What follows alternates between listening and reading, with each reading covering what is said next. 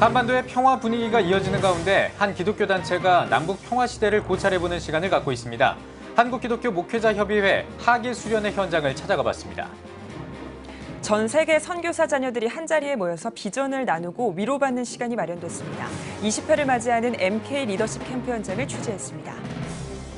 오늘 다음 세대 대한민국의 희망입니다 시간에는 도시 아이들이 빌딩 숲을 벗어나 대자연 속에서 인성을 기를 수 있는 산촌 유학을 소개해드리겠습니다.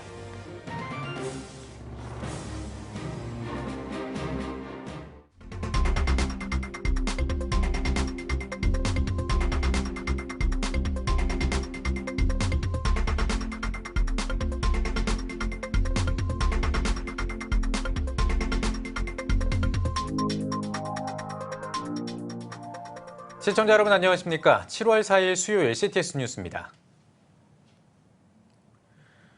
남북 북미 정상회담이 잇따라 성공하면서 한반도의 평화 기류가 흐르고 있습니다. 북한의 비핵화를 위한 제2차 북미 정상회담이 오는 9월에 뉴욕에서 열릴 거라는 미 언론의 보도도 나오고 있는데요. 본격적인 남북 평화 시대를 맞아서 한국교회는 어떤 역할에 집중해야 할지 고민하는 자리가 마련됐습니다. 장현수 기자입니다. 지난 3일 오는 8월 20일부터 26일까지 예정된 이산가족 상봉을 위한 이산가족 생사확인 의뢰 절차가 시작됐습니다. 한편 미국 현지 시간으로 지난 2일 백악관은 마이크 폼페이오 국무장관이 오는 5일부터 7일까지 북한을 방문해 북미 정상회담에 이은 후속 비핵화 협상을 한다고 발표했습니다. 풀리지 않을 것 같던 북핵 문제와 남북 평화 문제가 판문점 선언 이후 해결의 실마리를 보이는 가운데 남북 평화 시대의 한국교회의 역할을 고민하는 자리가 마련됐습니다. 바로 한국기독교목회자협의회 2018 전국 수련회입니다. 대한민국이 지금 평화를 노래하는 그런 시대입니다.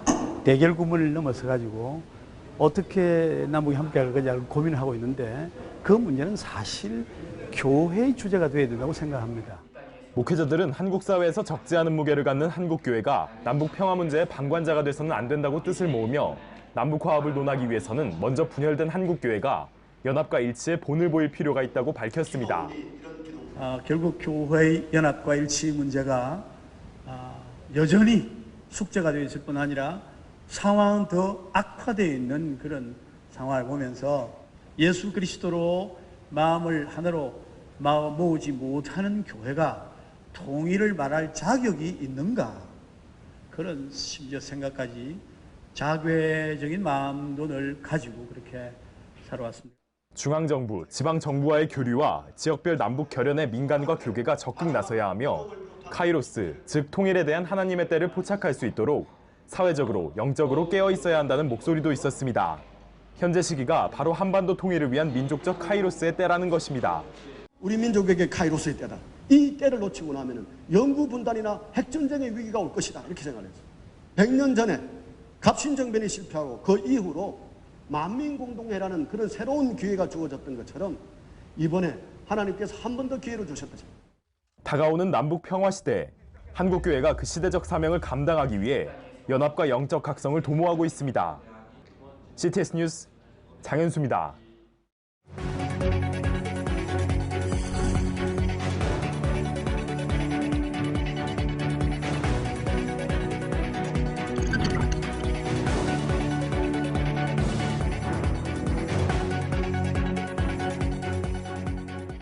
지난 6월 말에 굵직굵직한 선교 행사들이 많이 열렸었죠. 전 세계 선교사들이 한자리에 모인 선교대회를 통해 선교의 전략을 고민하는 자리였는데요. 네, 충남 서천에서 제20회 MK 리더십 캠프가 열렸습니다. 선교사들의 자녀인 MK들이 한자리에 모였는데요. 현장에 나가 있는 취재기자 연결해서 자세한 소식 들어보겠습니다. 박세연 기자. 네, 저는 지금 제20회 선교사 MK 리더십 캠프가 열리고 있는 충남 서천군에 나와 있습니다. 지금 제 옆에는 한국선교사 자녀교육개발원 원장 김백석 원장님 모셨습니다. 안녕하십니까? 안녕하세요. 네, 이 MK 리더십 캠프 잘 모르시는 분들도 있을 것 같아요. 간단하게 설명 부탁드리겠습니다. 네, 전 세계 170개국에 한국교회에서 선교사를 28,000여 명을 파송했고 그 자녀들이 현재 18,810명입니다. 이들을 대상으로 여름마다 2주간씩 본국에 초청해서 초중고생을 대상으로 영적 정체성 또 한국인으로 해서 정체성을 훈련을 20년째 해오고 있죠. 그렇군요. 20년이면 이제 성인이에요. 네. 예, 정말 오랫동안 이 캠프를 진행해 오셨는데 올해의 의미 또 남다를 것 같습니다. 어떻습니까? 우선 이 캠프에서 하나님의 은혜를 경험한 아이들이 이제 대학생들이 되었고 성인이 되어서 본인들이 항공권을 마련해서 이번에 MK들이 교사로 스텝으로 온 사람들이 29명이나 됩니다. 전체 스텝이 64명이고요.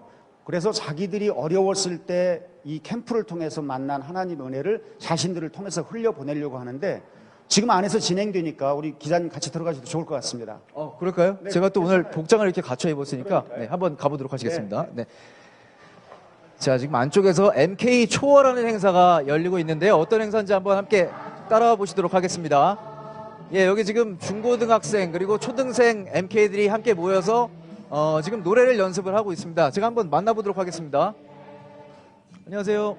안녕하세요. 네, 지금 어떤 행사 진행 중이신 거예요? 저희 지금 MK들이 이제 원래 모여서 노래하고 찬양하는 걸 좋아하는데 이제 항상 곡을 부를 때 다른 곡을 개사해서 불러서 저희만의 곡을 만들고 싶어서 여러 MK들이 모여서 작사를 하고 작곡가님께서 곡을 선물해 주셔서 지금 함께 모여서 그 곡을 연습하고 있어요. 그래서 그렇게 신나 보이셨던 것 같은데 한 소절만 짧게 좀 불러주실 수 있으세요? Thank you Lord 주님만 위지예요. 끝이에요? 감사합니다. 잠시 후에 이 전체가 모여서 합창을 하는데 시간 관계가 있어서 저희가 보여드리지 못하기 때문에 맛보기만 일단 보여드렸습니다. 참 보기만 해도 기분 좋고 활기찬 현장인 것 같습니다. 자, 이번 캠프가 2주간의 일정이라고 들었습니다. 참 짧지 않은 일정인데 어떻게 또 진행이 되는지 궁금합니다. 네, 그렇습니다. 예. 이번 MK 캠프 20회를 맞아서 2주간의 일정으로 진행이 됩니다. 제 1주차 캠프에서는 서천군 바로 이곳에서 진행이 되고요. 다양한 프로그램이 개최되게 됩니다. 일단은 아침 저녁으로 예배가 드려지게 되고 뭐 큐티와 여러 가지 영적 나눔 그리고 강의와 이들의 영성을 최대로 끌어올리기 위한 다양한 프로그램이 진행되면서 그동안 선교지에서 어려움을 겪었던 많은 사람들 그리고 MK들에게 큰 희망을 줄 수 있는 그런 프로그램들로 마련이 되게 되고요. 2주차에는 제주도로 넘어갑니다. 제주도로 넘어가서 다양한 선교 유적지, 뭐 선교 박물관 이런 곳들을 구경하면서 또 즐거운 시간을 함께 하게 됩니다. 지금 제 옆에는 이제 선교사 자녀분들 2명, 이제 MK들을 모셨는데요. 함께 이야기 나눠보도록 하겠습니다. 안녕하세요. 네. 어디서 온 누구십니까? 저는 K국에서 온 홍요셉이라고 합니다. 어디서 온 누구세요? 필리핀에서 온 이현영입니다. 이번 MK 캠프 이제 어제부터 시작이 됐는데 참가해 보니까 좀 어떻게 기분이 어떠신 것 같으세요? 저는 이제 이걸 2번째 참석하게 되는데 참 다시 오니까 애들도 만나고 또 주님을 더 의지하게 되면서 더 가까워지는 그 과정들이 너무 좋은 것 같아요. 어떤 점이 가장 좋으셨어요? 저는 MK날 갔을 때 친구들이랑 같이 놀 수도 있고 친해질 수도 있고 하나님하고 같이 가까울 수 있어서 그게 좋았던 것 같아요. 사실 이제 MK들이 이제 본인의 의지와는 상관없이 타지에서 생활하면서 좀 어려움을 겪는 경우도 많이 있을 것 같은데 좀 어려움 같은 건 없었어요? 어렸을 때 끌려간 부모님께로부터 끌려간 저희 MK들은 한국에 살고 싶다는 선택의 여지가 없었죠. 예.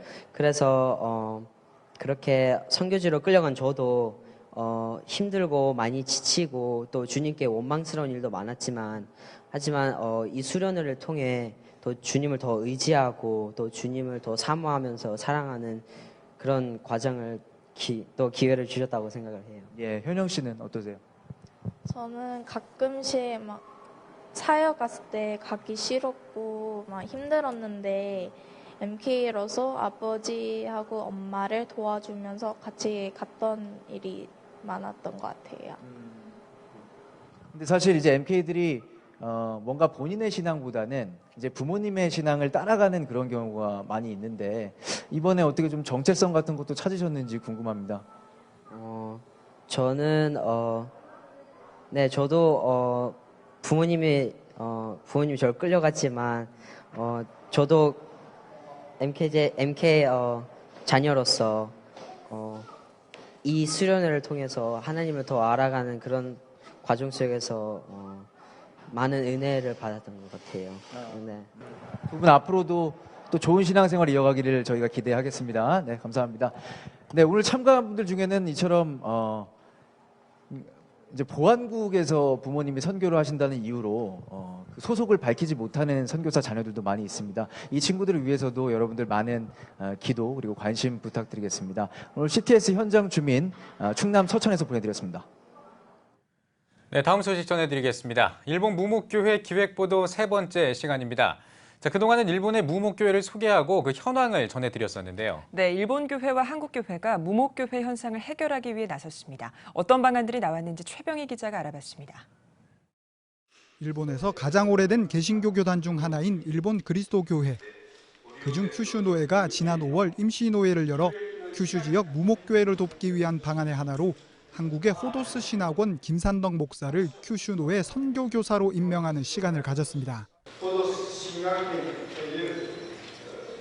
가を通しての宣教活動によってこの務めに召されたことを確信し、その使命に応えて宣教活動の義務を誠実に果たすことを誓いします。 오랜 기간 무목교회 문제를 해결하고자 노력해온 일본 그리스도교회 큐슈노회에서는 같은 교단의 동경노회 소속 김산덕 목사와 호도스 신학원의 활동이 일본 무목교회 현상을 직접적으로 도울 수 있는 방안이 될 것으로 기대하며 이날 임시노회를 마련한 것입니다. 또한 큐슈노회는 이번 임시노회를 통해 호도스 신학원이 일본 그리스도교회 소속 무목교회로 한국 목회자가 파송되는 공식적인 채널이 될 것이라고 그 의미를 전했습니다. キム先生が宣教教師、九州中会の宣教教師になったということは、九州中会の宣教活動の一環として、先生のお働きがあるということですから、先生が主催しておられるホドス神学院がそういう意味で九州中会の宣教活動だと。 호도스 신학원에 특히 일본 무목교회 목회학과 출신 그 학생들을 큐슈 노회의 무목교회에 파송하는 그러한 관계를 서로가 그 약속을 하면서 어떻게 보면 이제 일본 그리스도교회 큐슈 노회가 인정하는 이제 유일한 한국의 이제 신학교다라고 그렇게 볼 수가 있죠. 2015년 부산 수영구에 문을 연 호도스 신학원에서는 일본 무목교회 목회학과를 개설하고 일본 선교의 비전을 가진 목회자와 신학생을 대상으로 일본어와 설교, 일본 문화, 일본 교회사 등을 1년 과정으로 가르칠 뿐만 아니라 여름과 겨울 두 차례 일본 현지 교회를 직접 방문해 실습하는 기회를 제공하고 있습니다. 내가 일본에 파견되어서 일본 교회 가서 내가 섬길 때 한국 스타일로 섬기는 것이 아니라 일본 교회가 원하는 스타일로 섬기되 거기에 한국적 스타일이 좋은 게 있으면 한국적인 요소가 좋은 게 있으면 그것을 플러스 시켜서 일본 교회를 부흥시켜가는. 일본 그리스도교회 큐슈노회의 이번 결정을 통해 호도스 신학원이 일본 무목교회를 살리는 획기적인 대안이 될지 기추가 주목됩니다. CTS 뉴스 최병입니다. 연중기획 다음 세대 대한민국의 희망입니다 시간입니다. CTS 뉴스는 지역사회의 필요를 채워주고 주민들과 소통하는 마을목회의 다양한 사례를 통해 다음 세대를 세워가는 방안을 모색하고 있는데요. 최근에는 도시의 아이들이 농촌으로 유학 가는 사례가 늘고 있습니다. 자연 속에서 인성을 기를 수 있고 농촌을 살리는 대안교육으로 눈길을 끌고 있습니다. 김인혜 기자입니다. 도시의 아이들이 농촌 마을에서 살게 된다면 어떨까요? 실제로 충북 제천의 한 농촌 마을로 도시의 아이들이 산촌 유학을 오고 있는데요. 아이들은 자연과 함께 놀고 먹고 공부하며 정서적 안정을 찾고 있습니다.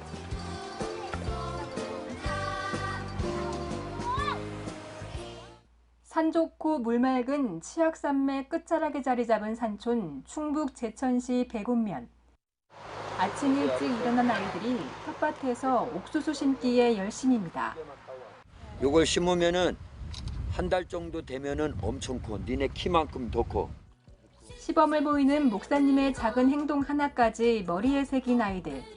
몇 년 전만 해도 흙 만지는 것조차 낯설었지만 이제는 고사리 손에 정성과 사랑을 담아 텃밭을 가꾸는 1등 농부가 됐습니다. 직접 심으니까 재밌고 신기해요. 심을 때 이거를 땅에 파고 이렇게 넣을 때가 재밌어요.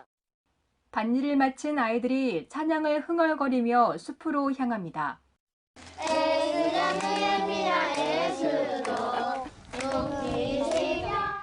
한여름 푸른 녹음이 울창한 숲에는 볼거리, 놀거리가 무궁무진합니다. 향긋한 나물 채취는 덤. 무슨 나물일까? 검은놀이. 그런데 이게 미나리과에 속해 있는데 냄새도 미나리 냄새하고 비슷하고. 직접 만지고 향을 맡으며 자연을 만끽하는 아이들. 색안경을 끼지 않은 아이들에게 자연은 훌륭한 벗이자 선생님입니다. 구멍가게 하나 없는 산골마을을 스마트폰도 게임기도 없이 누비는 이 아이들은 몇 년 전까지 모두 도시에서 살았습니다. 충북 제천시 백운면에는 도시에서 전학 온 6명의 아이들이 함께 생활하며 학교에 다니는 희망나무숲 산촌유학센터가 운영되고 있습니다. 학원을 오가며 컴퓨터와 휴대폰을 벗삼는 도시의 일상에서 벗어나 자연과 사람의 소중함을 배우기 위해 농촌 유학을 떠나온 겁니다. 도시는 공기가 안 좋고 거의 나무가 보기 힘든데 여기는 거의 생태계가 어우러지고 그리고 자연과 쉽게 만날 수 있어 접할 수 있어서 좋아요. 문승국 목사가 2012년 이곳에 산촌 유학센터를 세운 이유는 도시가정의 귀농, 귀촌을 돕기 위해서입니다. 특히 이들이 도시 탈출을 하려면 가장 큰 걸림돌 중 하나인 자녀 교육에 대안이 있어야 한다고 판단한 겁니다. 어린이 사역을 한 10여 년 이렇게 계속 해오다 보니까 이런 좋은 농촌의 환경을 그리고 우리가 하고 있는 지역아동센터와 이런 프로그램을 도시에 있는 아이들에게도 제공을 하면 참 좋겠다 싶은 마음이 있었고요. 도시와 농촌이 아이들로 인해서 이렇게 활성화가 될 수 있다고 하면 교류가 되고 활성화가 될 수 있으면 참 좋겠다 싶은 마음이 있었습니다. 실제로 산촌 유학센터는 방과 후 아이들에게 또 다른 학교가 됩니다. 직접 가축을 기르는가 하면 채소와 과일도 직접 키워 먹고 센터 마당을 놀이터 삼아 마음껏 뛰어놉니다.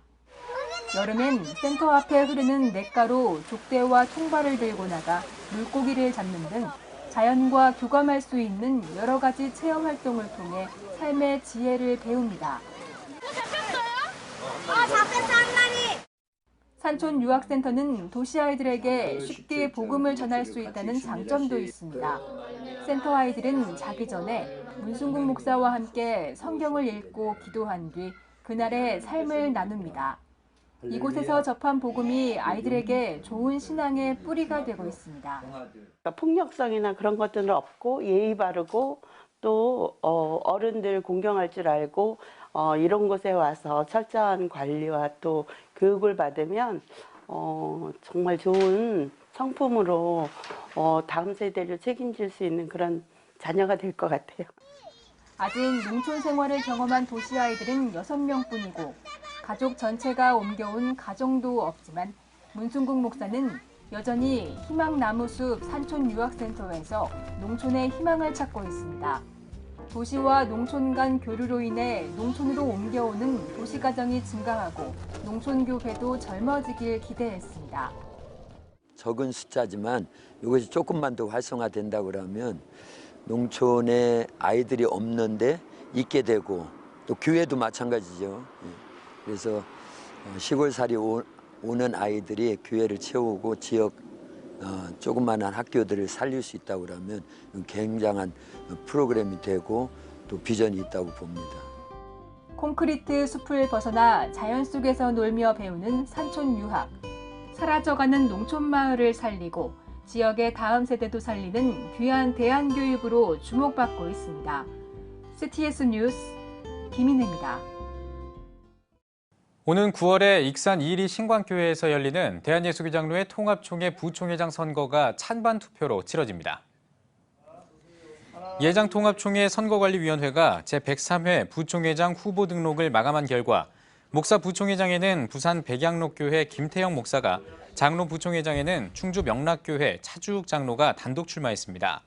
목사 부총회장 김태영 후보는 총회에서의 다양한 경험을 바탕으로 예장통합교단이 한국교회를 선도하는 장자교단이 되는 데 최선을 다하겠다면서 특히 다양한 계층의 목소리를 듣는 총회를 위해 총대 비례대표제 도입을 강조했습니다. 장로 부총회장 차주욱 후보는 예장통합교단이 바로 설 수 있도록 총회장을 보필하겠다고 출마 소감을 밝혔습니다. 예장통합총회 선거관리위원회는 오는 8월 16일에 서부 지역을 시작으로 8월 말까지 전국 5개 권역에서 부총회장 후보 소견 발표를 가질 예정입니다. 대한민국 3.1회가 2019년 3.1운동 100주년 기념대회 준비를 위한 3.1운동 민족 지도자와 미래 지도자 39인 선정 준비위원회를 출범합니다. 기자회견에서 대한민국 3.1회 안모세 회장은 정의, 인도, 자유, 평화의 3.1 정신은 평화 공존의 절대 가치를 추구한다면서 성도들의 기도가 한반도의 통일을 가져올 것이라고 말했습니다. 이어 유관순 열사, 유족회, 류이상 권사가 3.1운동 정신을 전파하기 위한 성명서를 발표했습니다. 대한민국 3.1회는 무호 독립선언서에 서명한 민족 지도자 39인을 기초로 각계각층을 대표하는 민족 지도자 39인과 젊은 영재 39인을 선정하고 이들을 중심으로 2019년에 3.1운동 100주년 기념대회를 준비할 예정입니다.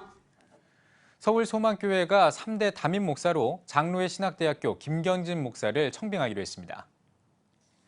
소망교회는 최근에 공동의회를 열고 전자투표를 통해 청빙에 대한 찬반 투표를 진행한 결과 총 4,236명 가운데 3,850명이 찬성해 최종 확정됐습니다. 김경진 교수는 장신대에서 예배 설교학 교수로 재직하고 있으며 미국 영생 장로교회와 서울 그루터기 교회의 담임 목사를 역임했습니다. 취임식은 내년 1월에 열릴 예정입니다.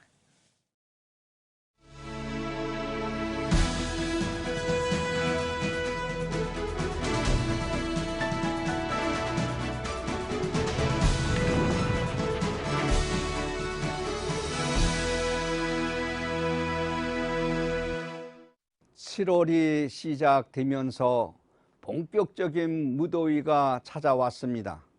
대학의 방학을 시작으로 초등학교와 중학교 그리고 고등학교도 이제 얼마 있으면 여름방학에 들어갑니다. 교회를 다니지 않는 사람들에게 7월은 단지 무더위를 피하여 피서나 휴가를 떠나는 시기로 인식될 수가 있습니다. 하지만 교회의 입장에서 7월은 다음 세대들을 믿음의 자녀로 길러내는 정말 중요한 시기입니다. 한국교회는 전통적으로 여름 사역을 강조해 왔습니다. 학생들을 대상으로 여름 성경학교와 수련회를 진행하고 대학생들은 농어촌 봉사나 해외 단기 선교를 통해서 복음을 전하는 시간을 보내왔습니다. 그런데 최근 들어 교회들의 여름 사역이 사라지고 있습니다.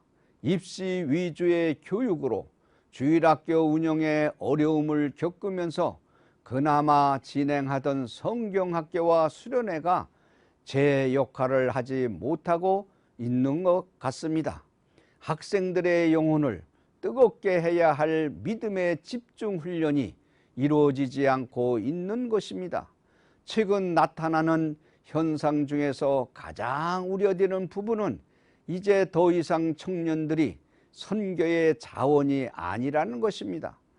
바로 얼마 전까지만 해도 청년들은 교회의 사역에 중추적인 역할을 담당하는 가장 역동적이고 뜨거운 자원이었습니다. 청년이 되면 주일학교의 교사와 성가 대원으로서 봉사했고 여름 단기 선교에 참여했습니다. 이런 헌신이 가능한 것은 어린 시절부터 주일학교에서 체계적이고 신앙교육을 받아왔기 때문입니다.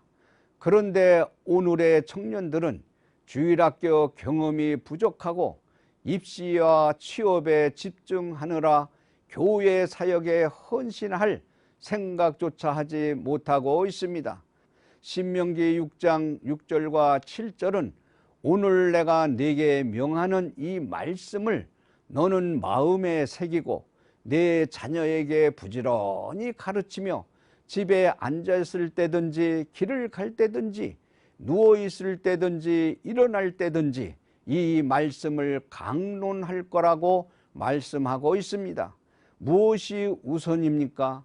가정에서나 교회에서나 자녀들에게 하나님의 말씀을 가르치고 믿음의 자녀로 길러내는 것이 가장 우선되어야 합니다. 이를 위해 교회들은 이번 여름 사역에 집중하여 교회 밖의 영혼까지 믿음의 울타리로 인도하는 노력을 해야 할 것입니다. 지금 우리가 어떻게 하느냐에 교회의 미래가 달려 있습니다. 올 여름 다른 어떤 것보다도 자라나는 청소년들과 청년들의 신앙을 강화하고 하나님의 일꾼으로 양육하는 데 최선을 다하는 한국교회와 성도 여러분들이 되시기를 진심으로 부탁을 드립니다. 지금까지 CTS 걸럼이었습니다.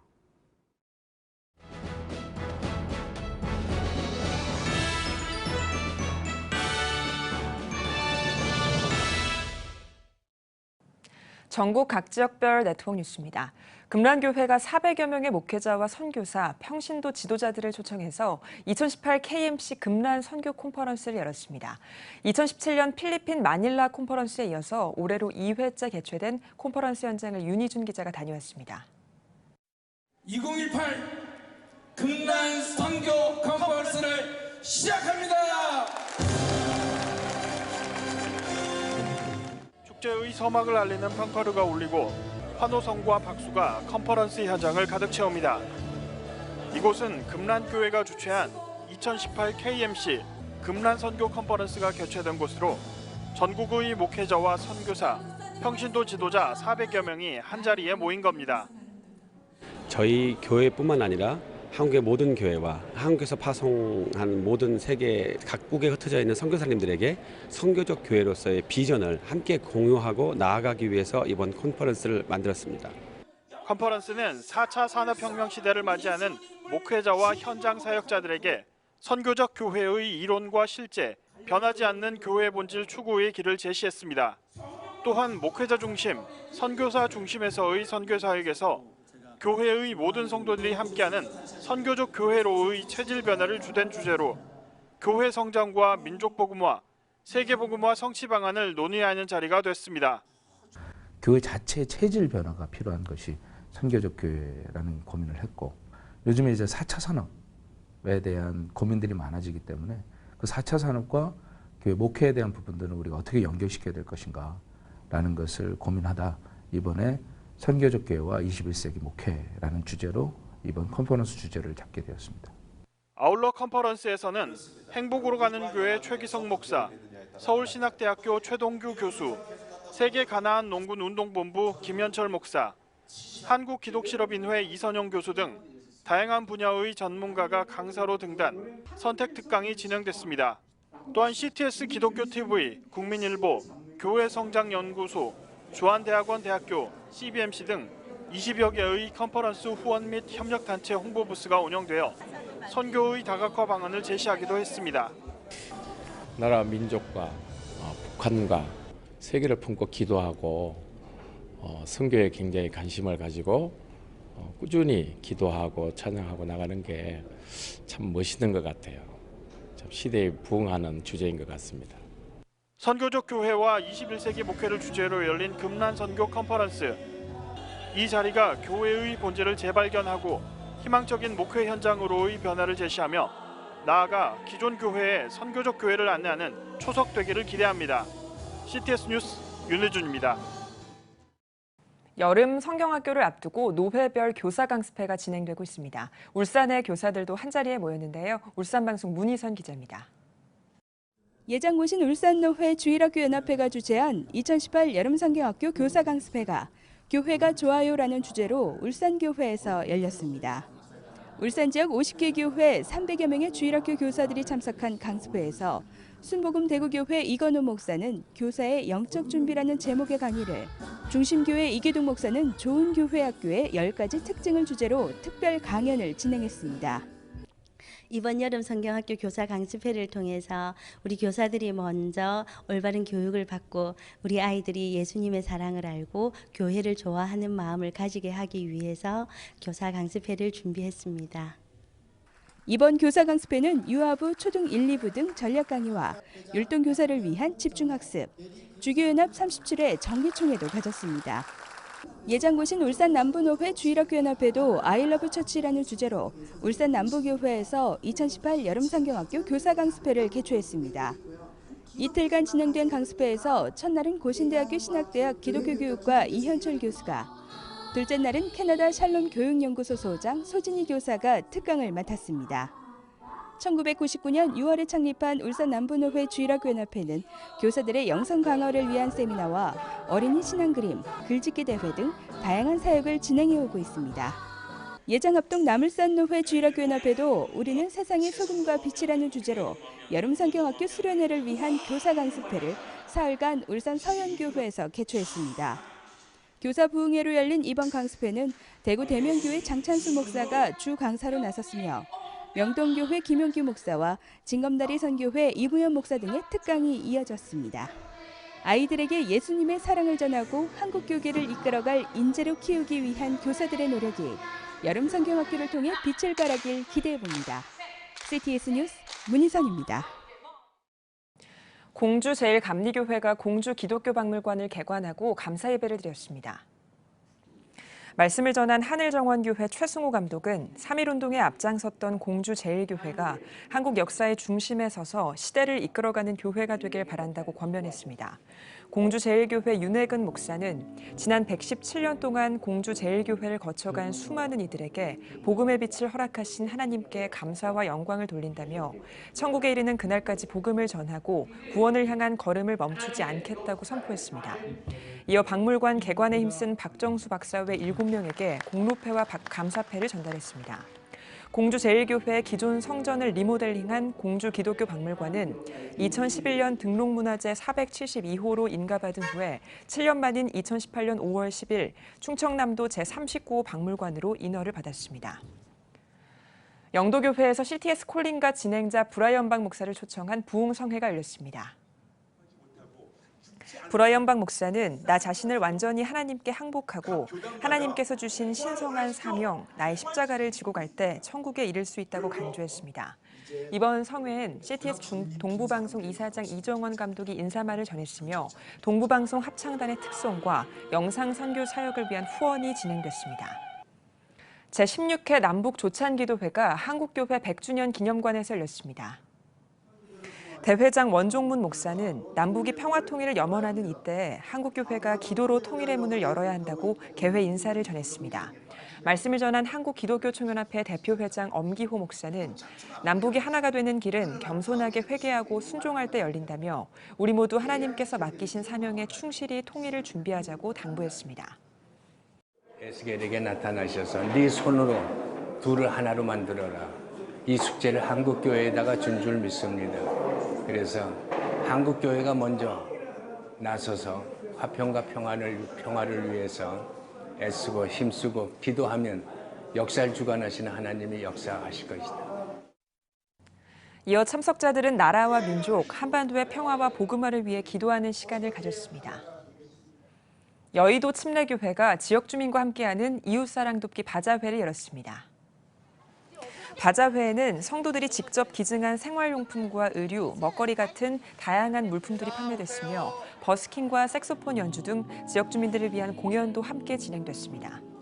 이번 바자회를 통해서 우리 교회 온 성도님들이 국내 아울리치와 저 북한 땅을 향한 복음의 소망을 가지고 통일 한국과 선교 한국의 꿈을 저희가 함께 나누고 있습니다.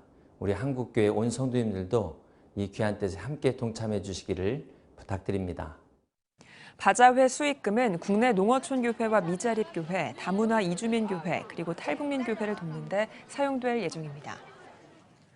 CTS 뉴스는 다음 세대 대한민국의 희망입니다 라는 슬로건 아래 매주 수요일마다 다음 세대를 활성화하기 위한 기획 보도를 이어오고 있습니다. 오늘은 농어촌 교회의 다음 세대에 대해서 이야기 나눠보겠습니다. 네, 특별히 호남 신학대학교 농어촌 선교연구소 소장으로 사역하는 강성열 교수님, 그리고 대한예수교장로회 통합총회 농어촌 선교부 총무인 백명기 목사님과 함께하겠습니다. CTS 뉴스 잠시 뒤에 뵙겠습니다.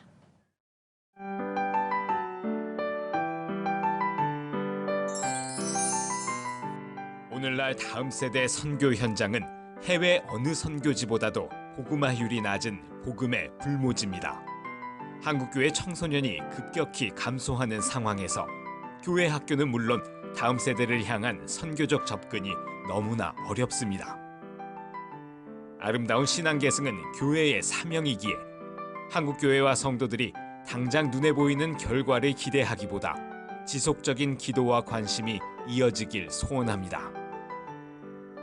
한국교회의 미래는 다음 세대 신앙 계승에 달려 있습니다. 예수 그리스도의 은혜와 하나님의 사랑이 자라나는 다음 세대와 함께하기를 기도합니다.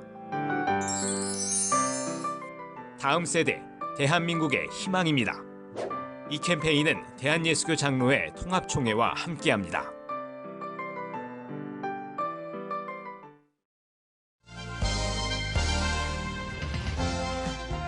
여러분은 지금 CTS 뉴스를 시청하고 계십니다.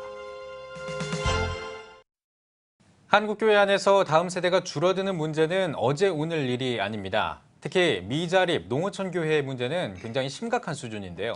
네, 오늘 뉴스 더보기 시간에는 호남 신학대학교 강성열 교수님, 그리고 예장통합총회 농어촌 선교부 백명기 목사님과 함께 농어촌 교회의 다음 세대 현황과 대안에 대해서 이야기 나눠보도록 하겠습니다. 두 분 안녕하십니까? 네, 반갑습니다. 네, 안녕하십니까? 자, 먼저 우리 강성열 교수님께 먼저 질문을 드리겠습니다. 오늘날 한국교회가 직면한 가장 큰 문제 중에 하나가 다음 세대가 줄어든다. 이 문제가 가장 또 큰 문제 중에 하나잖아요. 근데 사실 도시교회도 마찬가지로 줄어들고 있는 추세입니다만 진짜 이 심각한 곳은 미자립교회, 농어촌교회 이런 곳들 아니겠습니까? 현황이 좀 어떤지 좀 짚어주시죠. 네, 우리나라가 작년 8월부터 고령화 사회로 접어들었거든요. 네. 근데 농어촌 지역은 이미 오래전부터 초고령화 사회로 진입해서 상당히 어려운 형편에 놓여 있죠. 특히 이제 그 젊은 세대가 도시로 다 떠나버리고 그 젊은 세대들의 자녀들, 다음 세대가 거의 없거나 조금밖에 없는 그런 상황에 놓여 있습니다. 그래서 교회 학교 자체가 없고 농어촌 목회자 자녀들만 주로 거주하는 그런 이제 농어촌 지역으로 많이 변해가고 있죠. 네, 사실 농어촌 지역은 교회뿐만 아니라 인구 자체가 줄어들고 있는데요. 농어촌 교회 다음 세대가 이렇게 줄어드는 원인이 어디에 있다고 보시나요? 아마 그 젊은 층들이 이제 그 농어촌 지역에 있으면 소득이 좀 불안정하잖아요. 그래서 이제 도시 지역으로 가서 더 많은 경제적인 혜택을 누리고자 하는 그런 욕구가 있고 또 자녀 교육 문제도 쉽지가 않죠.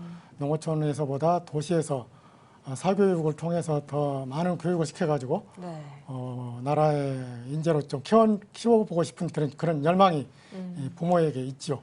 그래서 다 도시를 선호하다 보니까 농어촌 지역을 떠나게 되고 그래서 농어촌 지역의 젊은 층 또 다음 세대가 사라지는 것이죠. 네, 알겠습니다. 크게 이제 두 가지 문제 짚어주셨는데 일자리 문제 그리고 자녀 교육 문제 이렇게 짚어주셨습니다. 자, 알겠습니다. 이번에는 우리 백명기 목사님께 좀 질문을 드리겠습니다. 지역에서 이제 목회를 직접 하셨고 또 농어촌 교회 현실을 누구보다 잘 알고 계실 거라고 생각하는데요. 목사님께서 그러니까 직접 이제 사역을 하셨던 목사님께서 보시기에 이 다음 세대 부흥, 특히 이제 농어촌 교회 안에서 이제 다음 세대가 부흥하려면 어떤 점이 좀 필요하다고 생각하십니까? 다음 세대 농어촌 교회 다음 세대 부흥이라고 하는 슬로건 자체가 주제 자체가 상당히 조금 동떨어져 있고 그런가요? 좀 어려운 주제라고 생각할 수 있겠습니다. 왜냐하면 농어촌 교회에 없는 것 중에 하나가 교회 학교입니다. 교회 학교 아이들이 없고 그다음에 교회 학교를 아이들을 가르칠 교사가 없고 그런 현황이죠. 그래서 부흥이라기보다는 거의 생존에 가까운. 유지지탱하는 일. 현재 지금 농어촌 교회 아이들 농어촌 교회 다음 세대들을 유지 지탱해내는 일이 더 시급한 과제라고 말씀드릴 수 있겠습니다. 네. 저의 질문이 어찌 보면 그 걸음마 시작한 아이한테 횡군해라 약간 이런 느낌과 비슷하겠군요. 네. 예, 알겠습니다. 예. 한국 교회 가운데 농어촌 교회와 작은 교회 비중이 약 70% 정도로 추산이 되고 있는데요. 이렇게 대다수를 차지하고 있는 농어촌 작은 교회를 위해서 교단 차원에서는 좀 어떤 대안을 마련하고 있는지 궁금합니다. 교단 차원에서 드릴 수 있는 대안은 현재 지금 잘 하고 있는 그 중에서도 모범을 만들어가는 교회들의 얘기들을 사례들을 모아내고 소개하는 일들이 굉장히 중요한 일일 거라고 생각합니다. 두 가지 정도로 생각을 해볼 수 있겠는데요. 한 가지는 지역의 교회들이 연합해서 함께 교회 학교를 유지 지탱하는 일들 그런 일들이 있을 수 있겠고요. 또 한 사례는 예컨대는 충북의 청주의 어느 도시교회가 농촌교회로 지금 4년째 교육전도사님을 파송해주고 있습니다.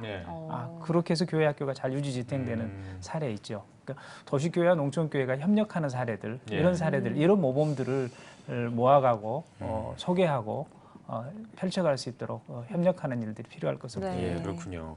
자, 앞서 저희가 이제 CTS 뉴스를 통해서 이제 보도해드렸던 내용이 있는데요. 바로 도화교회 산촌유학센터 이런 기관을 통해서 이제 또 대안을 생각해볼 수 있을 것 같은데요. 혹시 그 전국 농어촌 교회에 이런 기관들이 얼마나 좀 포진이 돼 있는지 이것도 좀 궁금하거든요. 이건 저희들이 아직 파악하지 못하는 것이 사실이고요. 요거는 현재 조금 아까 말씀드렸던 교회 학교를 유지 지탱하는 것이 일차적인 과제라고 하면 농촌이 가지고 있는 농촌만의 특성, 강점이라고 말할 수 있는 생명, 생태, 하나님의 창조의 자연 세계가 가지고 있는 교육의 훌륭한 환경들을 이용해서 도시에서부터나 다른 곳에서부터 인구가 유입할 수 있도록 하는 산촌유학, 농촌유학, 어촌유학센터 혹은 그 적은 인구 속에서도 아이들이 꼭 필요한 것들을 채워주고 있는 지역아동센터들, 농촌교회들이 하고 있는 사례들이 많습니다. 그런 사례들을 모아내는 일이 무엇보다도 중요할 거라고 저도 생각하고 있습니다. 네, 다시 강 교수님께 돌아와서요. 교수님께서도 미자립교회 어린이 캠프나 농어촌 교회 서울나들이 사역들을 10년 동안 꾸준히 진행하고 계신데 어떤 계기로 진행하게 되신 거고 또 계기가 뭔지, 사역 어떻게 진행되고 있는지 말씀해 주시죠. 2008년도에 농어촌 선교 연구소를 설립하게 됐어요. 근데 이제 그 당시에 광주 전남 지역의 농어촌 목회자들이 저를 찾아와 가지고 학교에서 연구소를 만들어서 농어촌 선교를 다양한 방법으로 도와줬으면 좋겠다라는 제안을 했습니다. 그래서 이제 같이 협력해서 연구소를 운영하도록 하자라고 서로 의견을 모았고 그때 이후로 이제 연구소를 만드니까 또 무슨 일을 해야 되지 않습니까? 그래서 이제 가장 먼저 생각이 난 게 이제 다음 세대들을 최대한 많이 키우도록 노력하자. 아까 말씀드린 대로 농어촌지역에는 교회 학교가 없거나 아이들이 부족한 상태잖아요. 그래서 이 농어촌 지역의 아이들을 다 한 자리에 모아가지고 여름 성경 캠프를 하는 게 가장 좋겠다 해서 10년 동안 꾸준히 해오고 있는데 이제 무료로 모금을 제가 하죠. 모금을 해서 무료로 하는데 이제 한 300명 정도 항상 와서 그렇게 진행을 하고 있고 또 겨울철이면 이제 3박 4일 일정으로 서울나들이 행사를 기획을 했어요. 그래서 이제 아이들이 그 3박 4일 동안 서울의 다양한 관광 명소라든가 또 양화진 선교사 묘역 이런 데도 가고 또 유관순 서대문 연구소 이런 데도 가고 해서 이제 신앙교육 또 역사교육 하는 이제 그런 프로그램을 10년 동안 꾸준히 진행을 해왔습니다. 자, 그런 걸 이제 또 10년 동안 무료로 그렇죠. 하셨고 300명 정도 이렇게 꾸준히 했으면요, 사실 좀 반응이 있었을 것 같은데 그 참가했던 어린이들, 그 아이들의 그 반응들은 어땠는지 좀 궁금합니다. 듣고 싶습니다. 아이들이 굉장히 좋아하죠. 왜냐하면 농어촌 지역에서 맛볼 수 없는 도시 문화를 경험하기도 하고 또 무엇보다도 여러 다른 지역의 아이들과 함께 만나다 보니까 새로운 세계를 경험하게 되잖아요. 그런 것도 있고 또 한편으로는 그 아이들이 이 선생님들과 함께 이제 이렇게 대화하고 토론하는 과정 속에서 그들의 그 삶이 더 부여해지고 또 생각도 깊어지는 그런 경험도 하게 되고 몇 년 전에는 이제 여름 성경 캠프를 마치고 이제 스텝으로 봉사했던 우리 신학생들과 아이들 조별로 이제 활동을 했기 때문에 2박 3일 동안 이제 헤어지는 시간 마지막 폐업회 때 헤어지는 시간에 서로 막 울더라고요. 아이고. 2박 3일 동안 정들어가지고. 그렇겠네요. 그러면서 이제 한번 참여한 아이들은 그 다음 해에도 그 다음 해에도 계속 오고 싶어 하겠네요. 서울 아들이도 마찬가지. 작년에 왔던 애가 올해 또 가고 싶어가지고 참여하는 경우도 있죠. 그렇군요. 생각보다 반응이 정말 뜨겁고 네, 좋은 그렇죠. 것 같은데 이렇게 산촌 유학센터나 도시체험 또 앞서 말씀해주신 어린이 캠프 같은 사역들이 정말 농촌에 있는 다음 세대들에게 좋은 기회가 됐으면 좋겠는데 이런 프로그램들이 좀 활성화되기 위해서 한국교회가 어떻게 힘을 좀 보탤 수 있을까요? 저는 이렇게 생각합니다. 우선 두 가지로 첫 번째는 농촌교회의 아이들, 현재 있는 아이들이 사실 조성가정이나 혹은 한부모 가정이나 이런 아이들이 많고요. 이런 아이들이 상당히 많은 돌봄이 필요로 합니다. 이 역할을 지역사회에 많지는 않지만은 한두 명 있는 아이들을 보배와 같은 아이들을 교회가 잘 케어할 수 있도록 농어촌 교회들이 조금 작은 교회들이 연합하고 함께 모이는 일 그 교회들이 할 수 없는 성경학교 캠프나 이런 것들을 도시교회에서 좀 도와주는 일, 도시체험을 할 수 있는 일 이런 일들이 현재 있는 농촌교회를 이렇게 조금 유지지탱하고 농촌교회가 제자리에서 제 역할을 감당할 수 있도록 해준다고 한다고 하면 그 이외에 조금 더 적극적으로 말씀드린다고 하면 아까 보셨던 산촌 유학센터 같은 경우는 농촌이 가지고 있는 농촌만이 가지고 있는 큰 장점인 생명, 생태, 도시에서 맛볼 수 없는 도시에서의 경쟁이나 도시에서의 각박한 삶을 떠나서 정서적으로 충분히 함양되고 함유될 수 있는 그런 교육의 기회를 만들어내고 그런 것들은 조금 더 미래지향적인 농촌 지역에 새로운 인구를 유입하고 농촌 교회뿐만 아니라 농촌의 학교를 살려내고 그럴 수 있는 대안을 만들어내는 일이라고 생각이 되어집니다. 알겠습니다. 자, 이제 마지막으로 우리 한국교회 성도님들께 하고 싶은 말씀 있으시면 한마디씩 하시고 이제 대담 마무리 지을 건데요. 우리 목사님부터 좀 말씀해 주시면 좋겠습니다. 네. 현재 지금 농촌 교회에는 아이들이 없고 교사가 없습니다. 그렇지만 그 아이들은 그 누구보다도 소중한 아이들입니다. 그 아이들은 지금 사랑이 필요하고 돌봄이 필요하고 그 아이들에게 제시해 줄 비전이 필요로 합니다. 이 일을 위해서 교사가 필요하고 이 일을 위해서 한국교회에 관심이 필요합니다. 알겠습니다. 자, 이번에는 우리 강 교수님. 바울 사도가 그 교회를 그리스도의 몸이라고 하지 않았습니까? 그렇다면 한국에 있는 모든 교회가 모여서 그리스도의 몸을 이루고 있는데 현재 우리 한국계 상황을 보면 도시에 뭐 10,000명, 뭐 수만 명, 수십만 명 모이는 교회도 있고 또 시골에 가보면은 이제 10명도 못 모이는 그런 교회도 있어요. 그렇다면은 이 한국에 있는 예수님의 몸은 상당히 심각하게 왜곡돼 있다고 볼 수가 있죠. 어떻게 보면 예수님의 몸이 찢겨지고 일그러지고 굉장히 많은 상처를 가지고 있는 거거든요. 근데 우리가 건강할 때 이제 몸의 모든 부분이 완벽한 조화와 균형 속에 있을 때 건강하잖아요. 그렇게 볼 때 이 한국에 있는 예수님의 몸은 너무도 기형적으로 일그러져 있고 상처가 너무 많다 그 말이죠. 그런 점에서 이제 오늘의 많은 교회와 성도들이 특히 도시의 자립교회 성도들 농촌교회나 약한 교회에 대한 통증을 느낄 수 있어야 한다고 생각을 해요. 왜냐하면 우리 몸도 어디가 아프면 통증을 느끼잖아요. 조금만 아파도. 마찬가지로 우리 한국계 모든 성도들이 이 작은 교회, 약한 교회에 대한 통증을 좀 느꼈으면 좋겠다. 통증을 느끼고 이제 적극적으로 도와주려는 노력을 하는데 단순히 재정 지원만 하는 것으로는 안 되죠. 밑 빠진 독에 물 붓기거든요. 가능하다면은 전방위적으로, 입체적으로 인적, 물적 자원을 많이 동원해서 농어촌교회 또 약한 교회를 도와주는 것이 다음 세대를 살리고 한국교회가 희망의 미래를 향해서 갈 수 있는 길이 아닐까 그렇게 생각합니다. 알겠습니다. 네, 오늘 뉴스 오브 시간에는 호남신학대학교 강성열 교수님 그리고 예장통합총회 농어촌 선교부 백명기 목사님과 함께 이야기 나눠봤습니다. 두 분 오늘 귀한 말씀 고맙습니다. 감사합니다.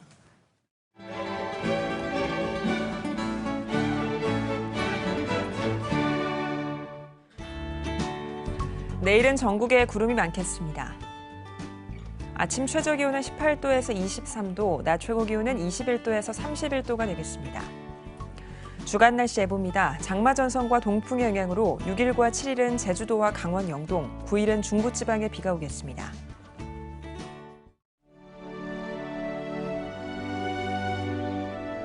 백만인 기도운동에 새롭게 참여하신 분들입니다.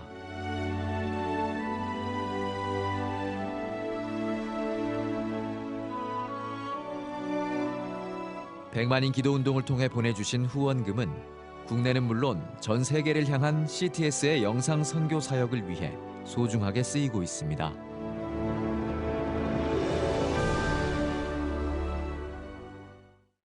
CTS 뉴스 오늘 순서 여기까지입니다. 시청해주신 여러분 고맙습니다.